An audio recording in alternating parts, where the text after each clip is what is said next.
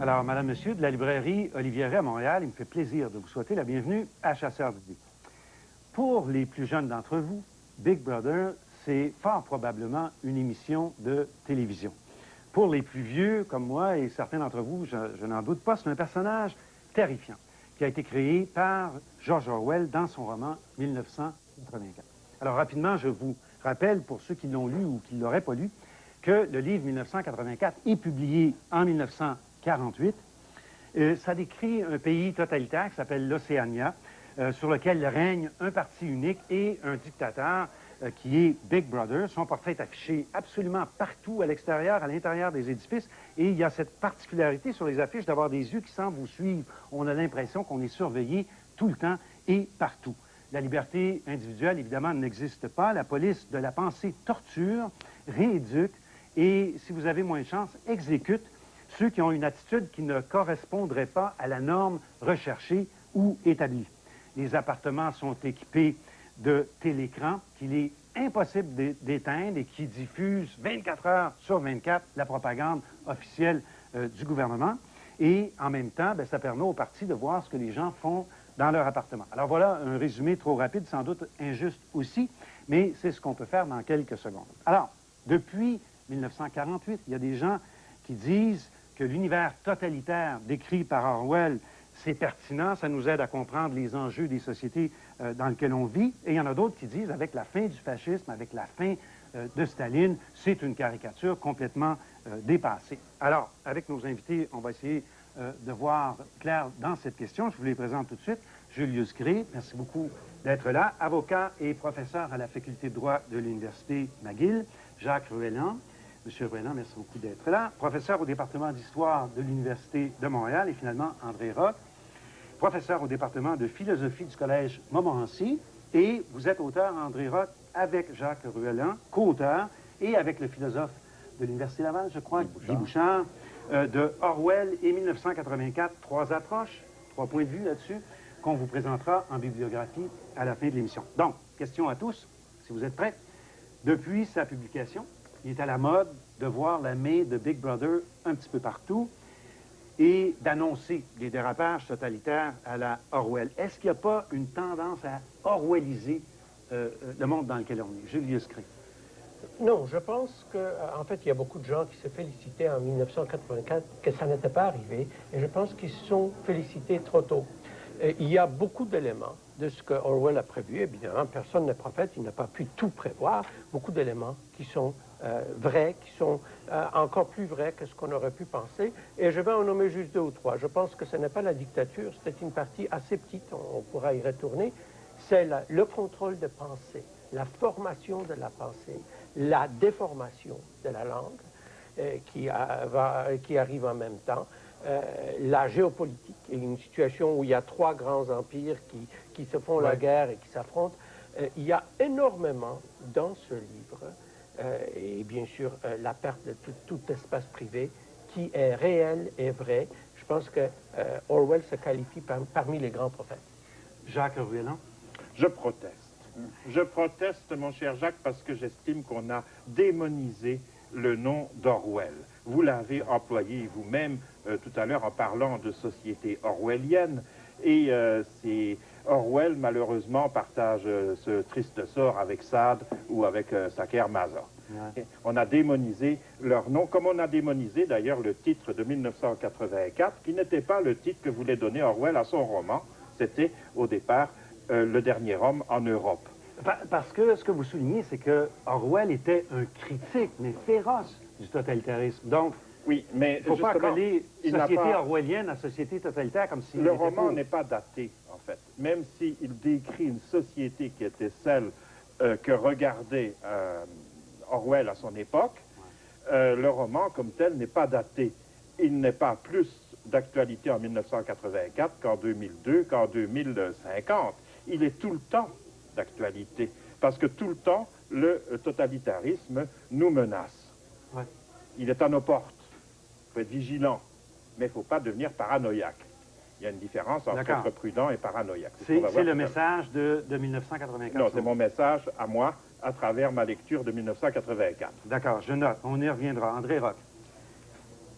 Le danger du totalitarisme est toujours présent, mais il s'est déplacé de l'État vers le monde des affaires. C'est-à-dire que non seulement l'État continue d'en vouloir un peu à notre liberté, mais également le complexe entrepreneurial a pour but de savoir le plus de choses possibles sur nous afin de pouvoir mieux disposer de son système de marketing. Et le danger est donc moins de l'État. On a souvent vu son inefficacité. Et d'une part. D'autre part, il y a énormément d'éléments que j'appellerais parapublics qui ne sont pas contrôlés par l'État et qui quand même agissent sur la population. Et à l'extérieur de ça, ce genre de tiers qui est le monde de l'entreprise qui cherche à savoir des choses sur nous. Et alors, le totalitarisme anticipé ou appréhendé par Orwell nous guette moins que l'on ne croit parce que les centres de prise de décision, les centres de cueillette d'informations se sont comme déplacés et même décentralisés et ils ne communiquent pas vraiment.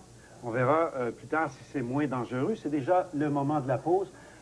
Vous savez que notre adresse Internet apparaît au bas de vos écrans quand on va à la pause. Prenez-la en note si vous voulez communiquer avec nous. Et nous, on est de retour avec nos invités pour débattre de l'actualité ou non de 1984 dans 3 minutes.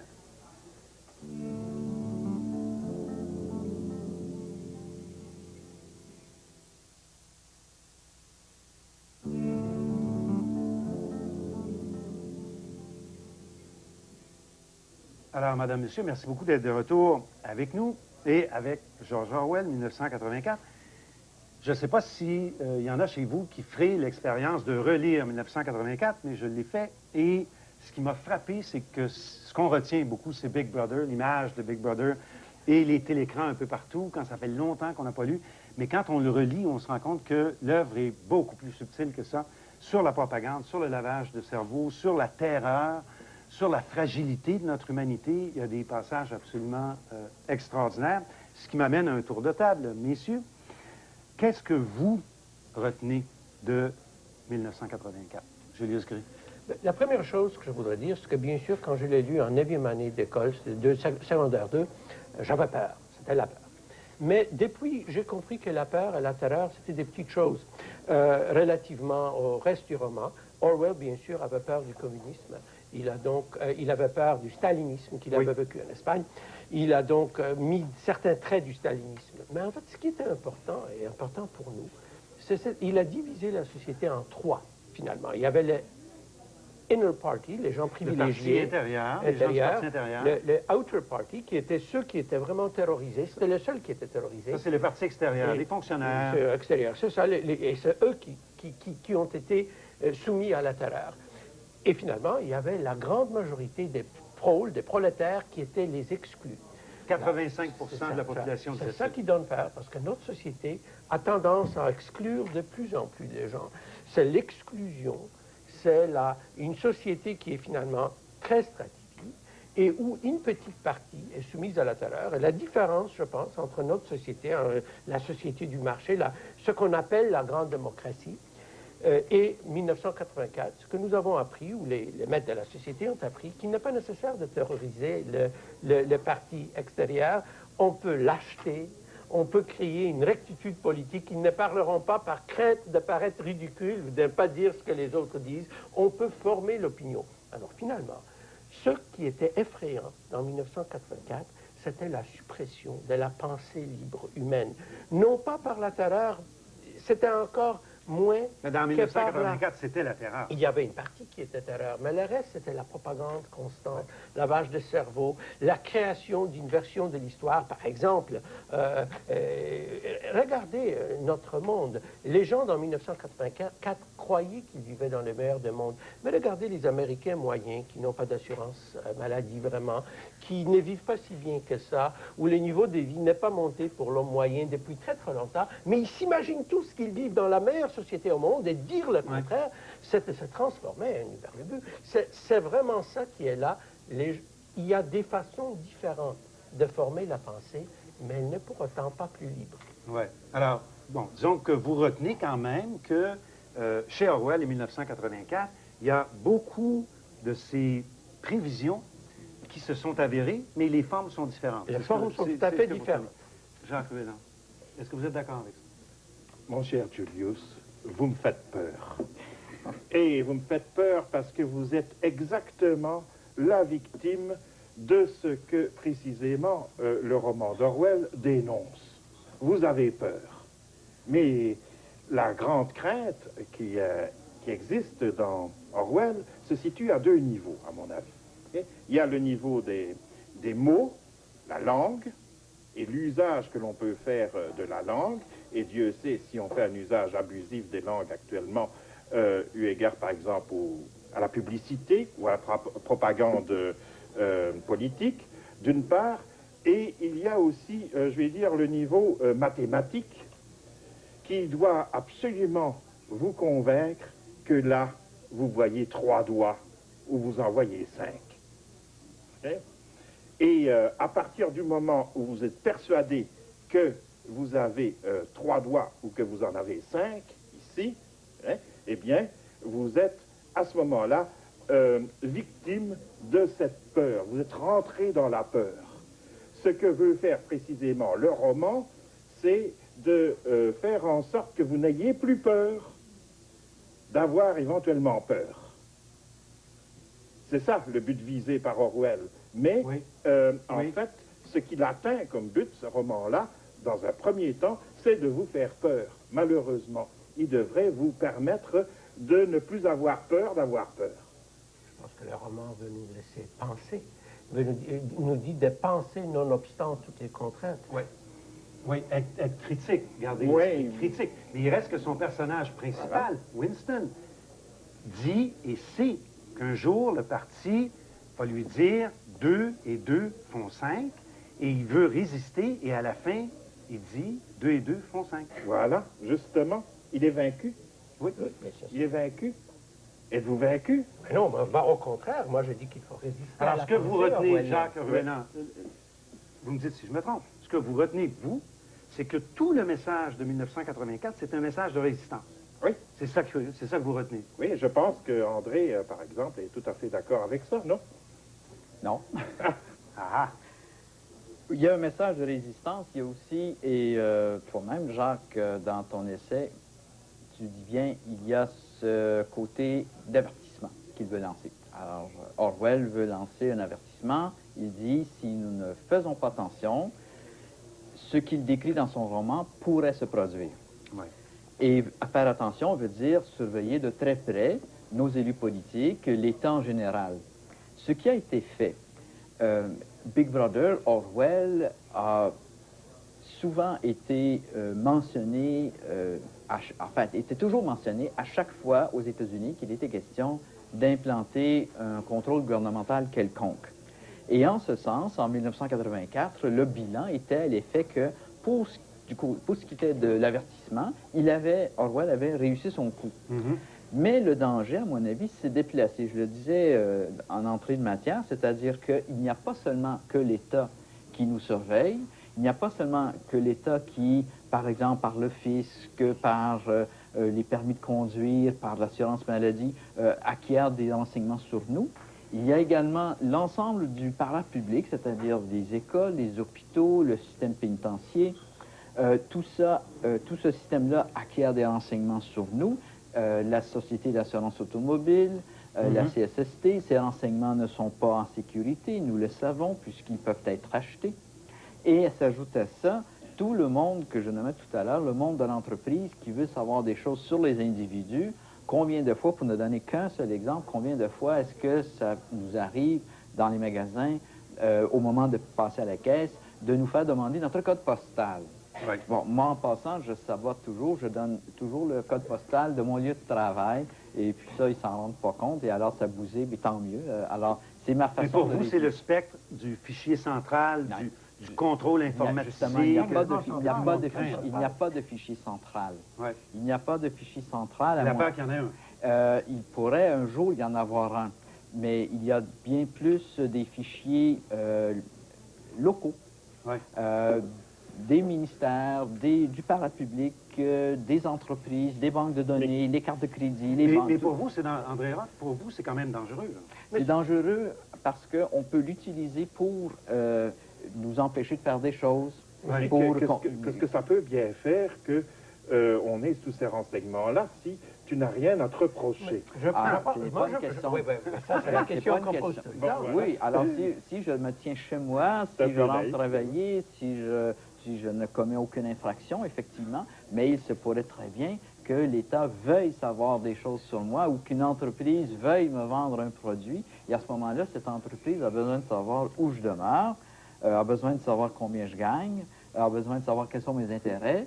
Et à ce moment-là, cette entreprise pourra me cibler spécifiquement par des catalogues. Et se pourrait-il que ce produit soit adéquat ou que tu le désires, par hasard? Je n'en sais rien. Je ne réponds systématiquement pas aux sollicitations téléphoniques et je n'ouvre pas le courrier. Mais je pense que ce qu'il faut souligner, c'est que 1984 peut arriver sans Big Brother. Et c'est ça qui est l'essence de nos jours. En 1984, contrôlé en partie politiquement, il peut y avoir un fichier central, c'est pas exclu. Surtout maintenant avec des histoires de panique contre certaines minorités arabes, etc. Ouais, ça peut arriver. Septembre. Oui, le contrôle par le gouvernement. Mais il peut également y avoir une société aussi conformiste, aussi, si vous voulez, avec tendance à surveiller autant, sans Big Brother. 1984, moins les dictateurs. Et ce qu'il faut dire donc, c'est que 1984, c'est un roman qui nous invite à être non conformistes. Et la question que je me pose, c'est est-ce que les gens ne deviennent pas de plus en plus conformistes? Pour toutes sortes de raisons, comme je dis, rectitude politique, etc. Ça fait partie de ce nouveau 1984, on dirait 1984 soft. Une forme moins effrayante immédiatement, mais aussi terrible finalement, la perte de la pensée indépendante. Est-ce que Orwell, qui avait travaillé à la BBC, qui avait travaillé à la section internationale de la BBC, produisant des émissions pour l'Inde, il y avait une réflexion chez Orwell sur le langage et le langage à des fins d'utilisation propagande ou politique. Est-ce que dans 1984, un des éléments peut-être les plus importants, c'est la question de la langue et de la propagande? Oui, et c'est pas seulement au-delà de la question de la surveillance, qui est importante. Là, mais c'est pas seulement la question de propagande, c'est également la simplification de la langue pour éliminer les mots complexes, les mots théoriques. Oui. On ne peut exprimer que les pensées les plus simples dans un langage le plus primitif. Lui, il appelait ça dans le roman, pour les téléspectateurs qui l'ont lu ou qui s'en souviennent pas, c'est le novlangue. Il crée littéralement un langage extrêmement simple, mais qui ne permet pas, dans le fond, la contestation. Hein? Il y a quand même ça. André Roth. Un des exemples, c'est la phrase « le chemin est libre ». C'est la seule utilisation possible du mot « libre » dans liberté. Oui. Liberté, ça veut dire le chemin est libre. Je ne peux plus dire que je suis libre dans le novlangue, tout comme je peux dire le chemin est chaotique, mais moi dire je suis chaotique. Alors, en réduisant le champ sémantique, en réduisant le sens des termes, on parvient évidemment à réduire la possibilité de l'expression de la pensée, mais ce n'était qu'un cas. Par exemple, on ouvrait le courrier, il n'y avait pas vraiment de communication, il n'y avait aucune émission autre. Par exemple, cette émission-ci n'existerait pas dans... Mais ce n'est pas là le problème. Nous parlions, et c'est annoncé dans les téléhoraires, comme étant la question du totalitarisme. Le totalitarisme appréhendé par Orwell ne me semble plus possible aujourd'hui, parce que le pouvoir est tellement diffus dans notre société. Je répète, l'État, c'est gros l'État, eh bien, il y a les ministères, il y a la fonction publique, il y a le parapublic, et puis à l'extérieur, il y a tout, il y a les médias, les entreprises. Et Orwell dit dans le roman, il y a 3 conditions préalables pour qu'un État totalitaire surgisse. Première condition, il doit y avoir un groupe intéressé au pouvoir, pour le pouvoir lui-même, et non pas pour le prestige, non pas pour trouver un emploi à un copain, non pas pour devenir riche ou pour passer à la télé. Les gens qui sont au pouvoir en Océania ne paraissent jamais. On ne les connaît pas. Ils exercent le pouvoir et ils en retirent une profonde satisfaction. Sauf O'Brien. O'Brien, on le voit parce que Winston le voit, mais c'est tout. Deuxièmement, il y a un contrôle de l'information, ce qui n'est pas le cas ici vraiment. L'État ne contrôle plus l'information. L'État est encore maître du mensonge, mais l'information est contrôlée à l'extérieur de l'État. Et troisièmement, il doit y avoir un contrôle, je dirais, jaloux de la vie privée, ce qui n'est pas le cas non plus. Nous pouvons vivre pas mal comme il nous tente, en autant que nous ne dérangeons pas ceux qui détiennent le pouvoir, mais qui n'est pas le vrai pouvoir. Le vrai pouvoir d'État, il est ailleurs.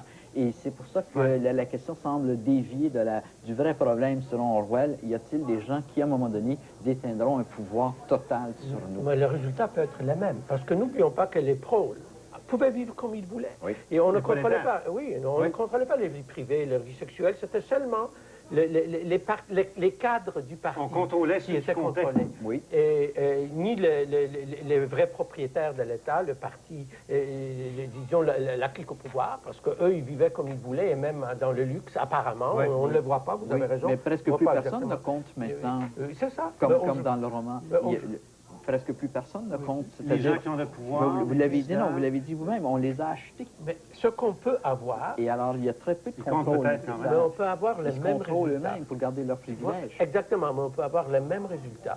Le résultat de la perte de la pensée indépendante, Ah, ça, oui.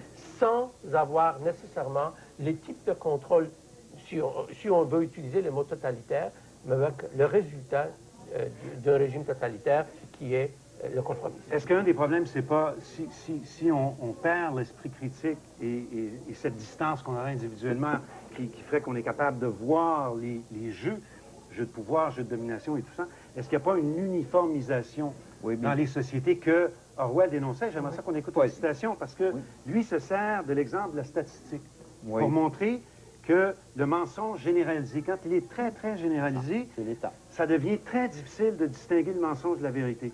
J'aimerais ça qu'on écoute ça et qu'on le commente après.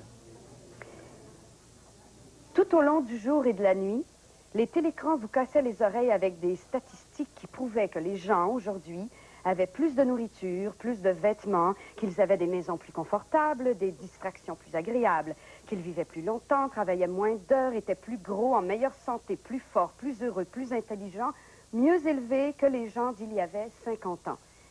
Pas un mot de ces statistiques ne pouvait jamais être prouvé ou réfuté. Alors, est-ce qu'il n'y a pas, dans notre monde, qui n'est pas, Pas à ce niveau-là. 1984, la répétition...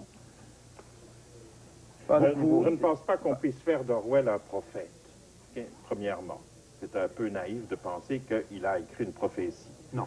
Deuxièmement, je ne pense pas qu'Orwell pouvait prévoir lui-même ce que la génération des baby boomers, qui est postérieure à lui, évidemment, il est né en 1903, pouvait faire du monde. Et la génération des baby boomers en Occident a été une génération extrêmement particulière. Elle l'est toujours d'ailleurs, et elle vieillit, et elle devient conservatrice, n'est-ce pas?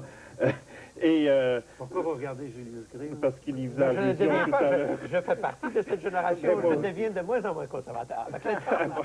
Alors, troisièmement, je pense qu'il n'y a pas qu'un modèle à 1984 ou dans la tête d'Orwell, si vous voulez, ce n'est pas nécessairement le stalinisme ou la dictature hitlérienne, c'est aussi probablement la société anglaise à son époque et ce qu'il pressent de la société américaine qui prend de plus en plus de place. Mais il l'a dit en entrevue, il a dit dans une lettre à Jeffrey Gore, que je vous cite, « Le fascisme, après tout, n'est qu'un développement du capitalisme. Et la démocratie la plus libérale, comme on dit, est prête à tourner au fascisme à la première difficulté. » Mais il faut C'est une lettre qu'il écrivait. comprendre Donc, qu'Orwell, il ne faut pas oublier qu'Orwell était socialiste. C'était un travailliste. C'est un homme complètement non conformiste. Alors, il était capable de fâcher ses amis du Parti travailliste autant que ses amis du Parti conservateur ou tout le monde. Mais c'était un homme dont la vision était profondément à gauche. Il voyait d'une part le danger d'un libéralisme qui peut tourner en fascisme et d'autre part, bien sûr, le danger du communisme qui était déjà devenu totalitaire. Il y a une autre chose aussi qu'on oublie un peu dans le livre, en fait, comme tel, c'est que non seulement les pauvres dont personne ne s'occupe et qui vivent dans une relative permissivité misérable, dans le roman, c'est aussi un peu ce qu'il a vu, lui, en Inde. Parce qu'il est né au Bengale. Oui. Il ne faut pas l'oublier. Et Et, il a travaillé, d'ailleurs, ben voilà. pendant quelques années là-bas aussi. alors, justement, il connaît bien cette société-là. Et je me demande si, dans l'esprit d'Orwell, une des formes, en tout cas, de sa société totalitaire, ce n'est pas la société indienne de l'époque. Mais si on retourne à son problème de la propagande qui dit que nous vivons mieux, que tout va Oui. mieux, écoutez, Les statistiques partout, là, est-ce que ça nous notre parle pas, économie, ça? si vous regardez les pages financières des journaux, tous les journaux canadiens, d'ailleurs, il y a une rectitude politique dans les pages financières, on nous donne une avalanche constante de bonnes nouvelles. Soit qu'il n'y a jamais de récession, ou bien on a déjà passé la récession, ça va finir bientôt, tout va mieux, les gens vivent mieux. Aux États-Unis, ils sont tous profondément convaincus que c'est la meilleure société possible. Et c'est manifestement pas vrai. Ce n'est même pas la meilleure de société pour vivre parmi les pays occidentaux. Et si vous dites ça à un Américain, il vous regarde avec incrédulité. Quoi, les États-Unis ne sont pas la meilleure démocratie au monde? C'est l'effet d'une propagande sans Big Brother. Mais c'est l'effet de la répétition. Je suis d'accord, Orwell n'était pas prophète dans le sens d'un prophète biblique, mais il avait vu les dangers qui se préparaient. Et comme j'ai dit, en éliminant Big Brother, on peut voir énormément des choses qu'il a quand même vues justes. Oui. André Rock? C'est que le danger, selon moi, et que Orwell voyait, n'est pas le danger de Big Brother ou d'autre chose. C'est le danger qui vient du fait qu'un individu ou un groupe ou des groupes d'individus détiennent des renseignements et détiennent donc du pouvoir et qu'ils puissent agir à partir de ce pouvoir-là. Mais Orwell parlait de l'État parce qu'il ne connaissait que cela. Comme a dit Jacques tout à l'heure, il y a eu toute l'histoire des baby-boomers qui ont créé la société de consommation et à partir de ce côté commercial, et alors il a fallu développer des systèmes de marketing, il a fallu développer des systèmes de vente, donc posséder des connaissances sur les gens. Les banques savoir le font. ce que les gens aiment, ce qu'ils vont veulent. acheter, Oui. etc. Et les renseignements sont là. Les compagnies de téléphone ont des renseignements sur nous. Toute personne qui utilise un cellulaire peut voir son appel retracé des mois plus tard. Si on dit, ben j'ai appelé de tel endroit et j'ai utilisé mon cellulaire, on peut prouver non qu'il a appelé 50 km plus loin. On l'a vu après le 11 septembre, d'ailleurs. Après le on a 11 tracé septembre, des conversations oui, téléphoniques qui devenaient tout à coup importantes grâce à des mots-clés. Grâce à des mots-clés. Et ce qui se passe à ce moment-là, c'est que nous avons affaire à une cueillette d'informations, mais heureusement diffuse. Oui, mais attendez, revenons un petit peu. Il y a beaucoup de cueillettes d'informations avec des objectifs. Avec des objectifs de modeler le comportement. Oui, ici, ce n'est plus le cas. Ici, c'est davantage de s'enrichir. Dans le cas des oui, mais ça peut être... c'est modeler du comportement, mais... Parce qu'on achète des produits on achète des produits. Ultimement, les gens s'enrichissent en le faisant. Mais nous sommes tous devenus des prolétaires. Il y a très peu de parties intérieures, parties extérieures. Cette structure n'existe plus réellement. Oui. N'existe plus réellement. Mais l'utilisation de la connaissance pour essayer de deviner ou connaître les besoins et les satisfaire d'une façon qui est pas menaçante, chez Orwell, c'est très, très clair. J'aimerais ça qu'on écoute une citation où notre ami parle du ministère de la Vérité, que vous connaissez bien, et il dit un peu ce que font les différents départements du ministère. C'est très intéressant. Il existait toute une suite de départements spéciaux qui s'occupaient, pour les prolétaires, de littérature, de musique, de théâtre et en général de délassement. Là, on produisait des journaux stupides qui ne traitaient presque entièrement que de sport, de crime et d'astrologie, de petits romans à 5 francs, des films juteux de sexualité, des chansons sentimentales composées par des moyens entièrement mécaniques sur un genre de kaléidoscope spécial appelé versificateur. Alors, bon, ben, c'est ce qu'on a aujourd'hui, un peu. Oui, mais avec une exception. Et je pense que là où... l'astrologie, les revues du sport, le canal des sports, la simplicité, la capsule, il a été d'une clairvoyance absolument la destruction de la musique classique ou la nouvelle génération. Jojo Savard. Un versificateur qui écrirait des paroles de chansons. Oui, mais ce programme existe. Il existe un programme pour écrire des scénarios. Je suis tout à fait d'accord avec vous, sauf sur un point. Vous dites que nous sommes tous des prolétaires. Je ne pense pas. Je pense que vous, tous les gens autour de cette table, nous sommes précisément les outer party. Nous sommes ceux qui ont certains privilèges, les universitaires, les professionnels, etc., pour une vie marginalement meilleure que celle des gens qui sont vraiment exclus, ceux qui comptent chaque sou. Et Qui sont de plus en plus pauvres. Ceux qui sont de plus en plus pauvres. Oui. On nous donne ça, mais à condition, jusqu'à un certain point, de nous conformer. Faites attention à ce que vous dites du 11 septembre. Faites attention à ce que vous dites du Moyen-Orient, surtout si vous êtes du côté anglophone, parce que c'est dangereux. Faites attention sur ce que vous dites au sujet des minorités, parce que s'il y en a une qui se sent offusquée, là, vous allez avoir un problème. Alors, nous sommes précisément ça. Et pour nous, on nous donne des choses de première classe. Il existe toujours une littérature de première classe, que ce soit Margaret Atwood, que ce soit Amin Malouf, Oui. et que ce soit John Irving. Il y a une littérature de première classe. Il y a des films toujours qui sont très, très bons. Ils sont faits pour nous. Et dans ce monde-là, on peut dire certaines choses, on peut exprimer des pensées qui ne sont pas tout à fait conformes, mais de moins en moins. Il y a un rétrécissement. Ouais, ce qui est largement distribué, en tout cas. Donc, d'où le slogan qu'il y avait dans le parti, l'ignorance, c'est la force. L'ignorance, c'est la force. Moins on en sait, mieux on se porte. Voilà. Et moi, Oui, on est c'est ce que susceptible de se pense, faire victimiser, comme C'est ce que disait pensent tous les Julius Gray. étudiants. Hein. Bon, mais là, il y a peut-être un problème inverse aussi, c'est que plus on en sait, et dans le fond, plus on se retrouve seul. Je pense qu'un des points, un des thèmes qui est abordé dans 1984 et dont on ne parle jamais, j'ai très peu lu là-dessus, c'est la solitude. La solitude des individus face justement à cette exposition, si vous voulez, de tous leurs sentiments, de toute leur vie privée et tout ça. Ils se sentent comme celui qui est regardé, comme à l'instant, là, nous sommes regardés par 50 000 personnes en même temps. Imaginez ça. Bon. Alors, dans le roman, il y a cette solitude, et c'est la solitude que donnent justement les dictatures. Parce que les dictatures vous renvoient toujours à vous-même. Vous êtes toujours... On ne peut pas se confier, parce que si on se confie, on peut être trahi. D'une part, et d'autre part, si vous êtes... c'est ce qui arrive si vous Winston. vivez dans une dictature et si vous êtes malheureux, c'est de votre faute.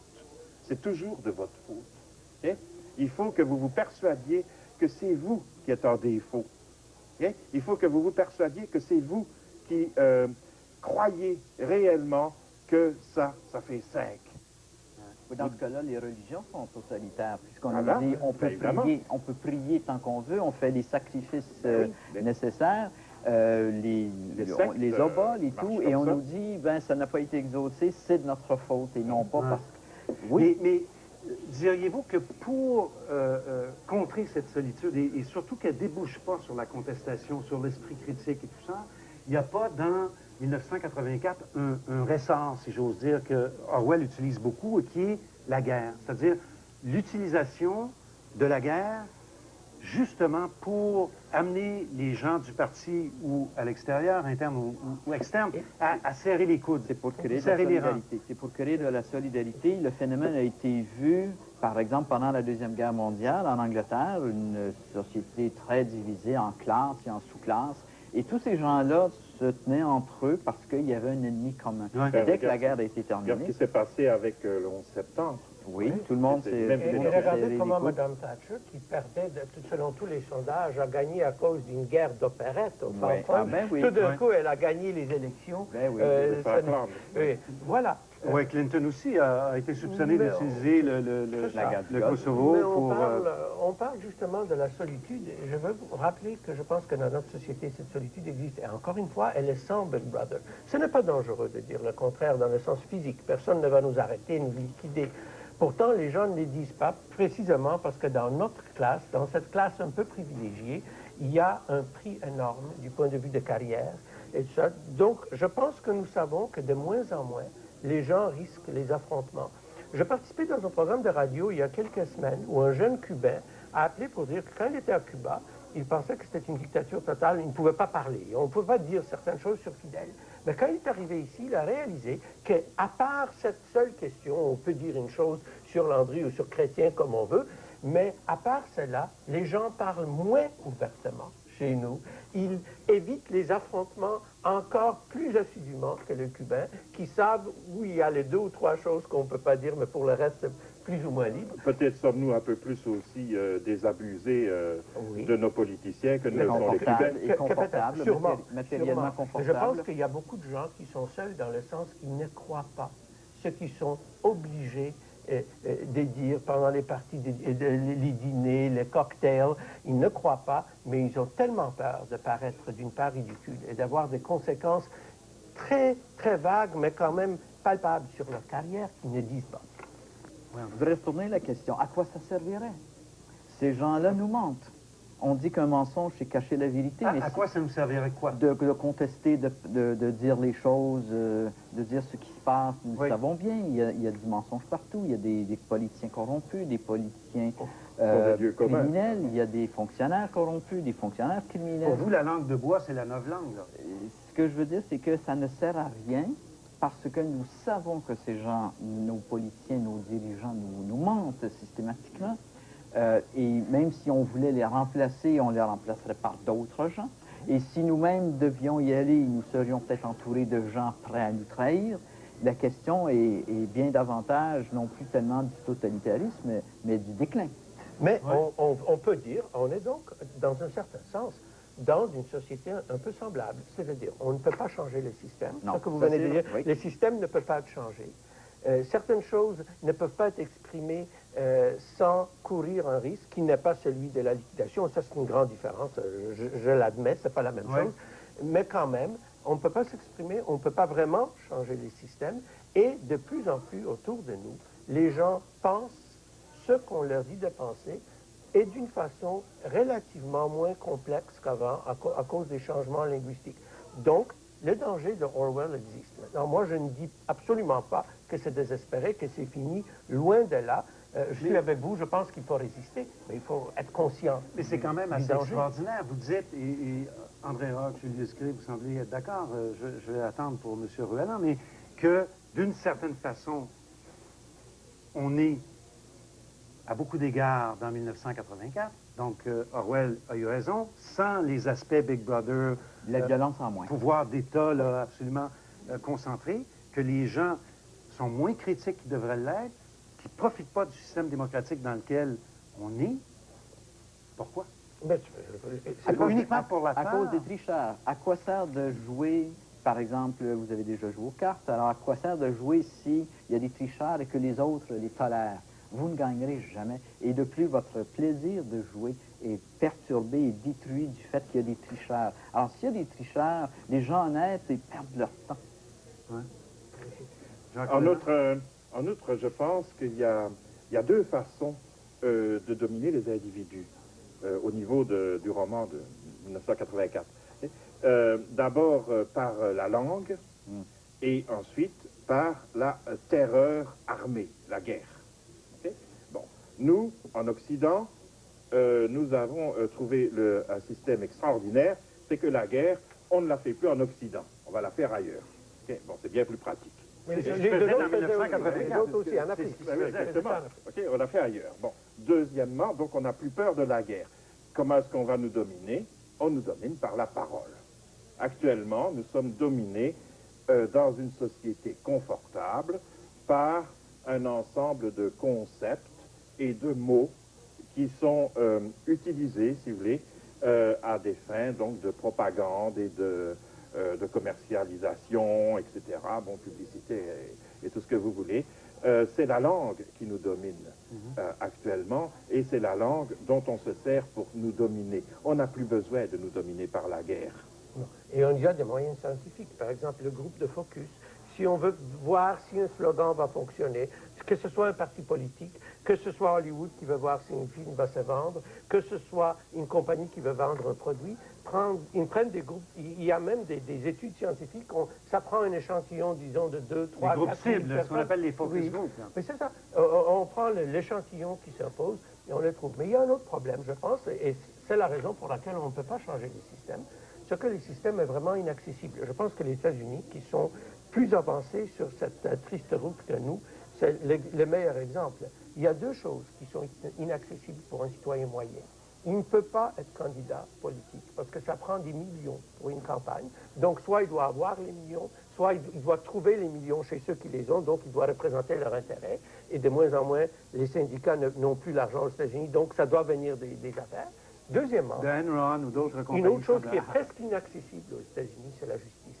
Le coût des avocats et des cours est tel que seulement quand on peut aller à pourcentage dans certains genres de causes, l'homme moyen a une certaine accessibilité. C'est pourquoi je pense que ceux qui veulent vraiment contrer, se battre contre 1984 dans notre société, doivent attaquer ces deux problèmes de front. Il faut trouver un moyen de rendre la politique accessible pour l'homme moyen. Il faut trouver le moyen de rendre la justice accessible, parce qu'à ce moment-là, nous ne serons pas impuissants dans un monde trop grand. Parlant de justice, mais peut-être d'un autre point de vue, du point de vue de la législation, il y a beaucoup d'observateurs qui disent que depuis le 11 septembre, il y a eu dans beaucoup de pays un durcissement au plan législatif, un élargissement des mesures répressives pouvant être contenues dans des lois. Au Canada, il y a C-36, il y a C-42. Il y a des chroniqueurs qui parlent d'élargissement à d'autres législations sur les douanes, sur l'immunité diplomatique, etc., etc. Est-ce que, depuis le 11 septembre, on est plus en danger du point de vue de nos libertés fondamentales? Selon vous? Non. Moi, oui, je pense que je me suis battu contre ces choses. Je suis allé à Ottawa pour essayer de persuader le gouvernement, sans succès, avec beaucoup d'autres professeurs et avocats, de ne pas adopter ces lois. Mais je dois dire qu'au Canada, on est moins en danger qu'ailleurs. Par exemple, les décisions de la Cour suprême de la semaine dernière sur les réfugiés, bien qu'elles ne soient pas parfaites, j'aurais peut-être nuancé un peu plus, sont toujours des décisions d'une Cour très libérale et très ouverte. Par contre, aux États-Unis, avec leurs tribunaux militaires, avec la possibilité de la peine de mort partout, je pense que le 11 septembre a accéléré la chute du système de démocratie tel que nous le comprenions dans les années 60. Moi, je crois que peut-être on est un peu plus en danger qu'avant, et les mesures sont plus restrictives qu'elles ne l'ont jamais été, mais d'une certaine manière, je suis d'accord avec cela. Et je suis d'accord un peu à la manière, si vous voulez, de Rousseau. Je vais renoncer à une partie de ma liberté individuelle au profit d'une liberté plus grande. Parce que... ou d'une sécurité plus grande? Ou d'une sécurité plus grande, je veux dire. Parce que c'est le seul moyen, si vous voulez, de se sentir à l'aise dans la société dans laquelle nous vivons. Ou alors, il faut prendre l'avion en ayant peur. Okay? Ouais. Mais vous admettez que la limite entre sécurité et liberté, c'est pas toujours clair. C'est pas toujours clair, et je voudrais attirer aussi l'attention sur un autre aspect de 1984, justement à ce niveau-là. C'est sur le contrôle scientifique, si vous voulez, de la société et de la guerre. Okay? La guerre scientifique et la guerre que nous livrent les sciences aussi actuellement. Par exemple, on a vu qu'en Hollande et en France, etc., bon, il y avait des lois concernant les droits des fœtus ou du clonage, des choses comme ça. Et ici, on voit que ça traîne encore, qu'on laisse les gens encore libres, qu'il y a encore des possibilités de faire à peu près n'importe quoi. Ouais. Et ça s'en vient tout doucement, ce contrôle-là. Mais je pense qu'on vit encore actuellement dans probablement en Occident, dans la société la plus libre qui ait jamais été, c'est celle du Canada ou du Québec actuel. Oui, Canada et Québec, c'est sûr, nous sommes... Donc, ce serait un peu de meilleur défense. Nous et la France. Oui. André Roch. Eh bien, c'est que le danger est passager parce que les lois donnent des pouvoirs à des gens qui ne communiquent pas entre eux. Et ils sont, d'une certaine façon, même incompétents. C'est ce qui a été vu lors de l'autopsie des événements du 11 septembre. On s'est aperçu que divers services de renseignement possédaient des renseignements très précis, mais ne les avaient pas exploités, ne les avaient pas partagés avec les autres services. Mais est-ce que vous dites que cette incompétence vous rassure? Cette incompétence, d'une certaine façon, me rassure. S'il fallait que tous ces gens-là soient en plus compétents, en plus d'avoir du pouvoir, là, j'aurais peur. Mais moi, on n'a pas la compétence ici. Nous n'avons pas nos Les civils, nos terroristes policiers aussi sont très incompétents. ils n'ont pas la compétence de la police de la pensée qui n'existait que pour cela, Ouais. et qui ne faisait que pour l'équipe. Très rapidement. Mais s'ils sont si incompétents, il est dangereux de leur donner d'autres pouvoirs. Ils peuvent être incompétents dans Dans l'abus autant que l'utilisation. dans... Voilà, là-dessus, messieurs, on va avoir le temps de revenir en conclusion. C'est déjà le temps de la pause. Je vous rappelle que notre numéro de téléphone à l'émission apparaît au bas de vos écrans. Vous le prenez en note si vous voulez communiquer avec nous. On est de retour pour la conclusion dans pas longtemps.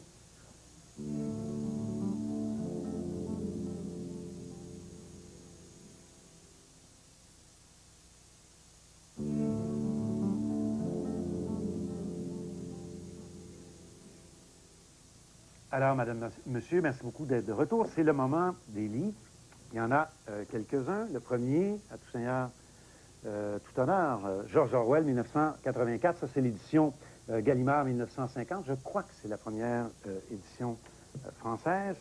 Donc, de nos invités, André Roch et Jacques Ruellan, avec l'absent qui est Guy Bouchard.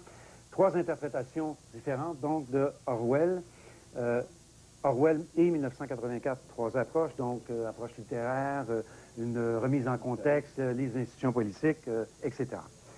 De Jean-Claude Michéa, Orwell, anarchiste Tory, les éditions Climat, 1995, donc on peut être anarchiste et conservateur à la fois, c'est intéressant.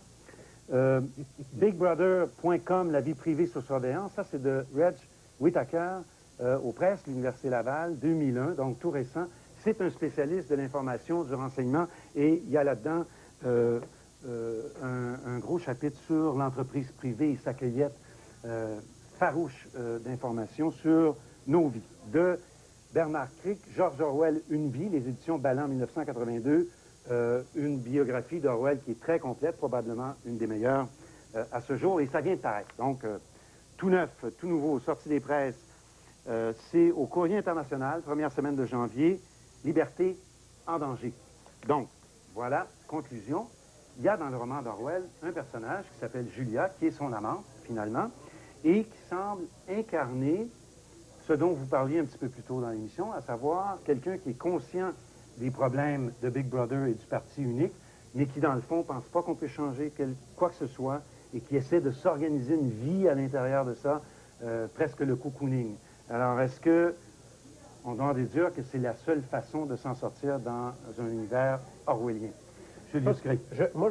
Pour moi, Julia est une personne très sympathique et très importante, parce que c'est elle d'abord qui prend l'initiative. C'est elle qui trouve Winston et qui lui propose leur liaison amoureuse. Donc, elle se révolte. Elle refuse, tout en participant dans la Ligue contre le sexe des filles, etc., elle dit non disons, aux vérités reçues de son époque. Je pense que c'est le message qu'Orwell nous donne à chacun d'entre nous, de dire non, de penser non, de ne pas accepter le langage, même si c'est vrai que le Québec ou le Canada sont les pays les plus libres, de ne pas le penser et de ne pas trop participer dans ce que j'appelle l'autofélicitation généralisée. C'est ça le message d'Orwell. Oui, mais chez Julia, est-ce qu'elle ne croit pas malgré tout à l'invincibilité du parti? Peut-être.